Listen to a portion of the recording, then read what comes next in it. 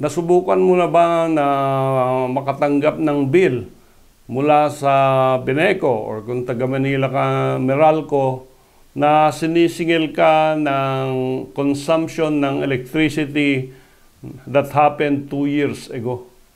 So maraming ganyan na kaso, magugulat ka na lang bakit ang electric bill mo umabot sa 100,000, yung iba milyon, kaya pala may mga back charges na ginagawa itong mga electric utility companies.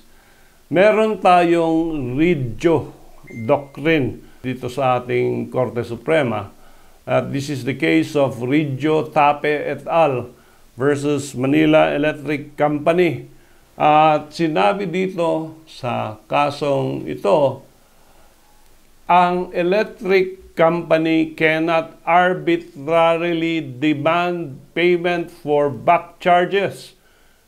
No? Kahit 2 years ago, kahit 5 years ago, hindi ka pwedeng singilin. Based solely na sinasabi na may defect yung metro namin kaya in-adjust namin, ito ang lumabas na bill. So you cannot do that on allegations of defective electric meter reading.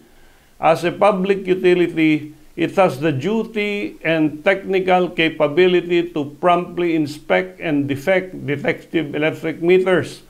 Failure to constitute is inexcusable negligence on the utility, which may risk the forfeiture of any fees or charges not originally collected from the consumer. This also applies to water bills. So, ang sabi ng Korte Suprema dito sa RIGIO doctrine, obligasyon ng utility company na i-check yung mga metro.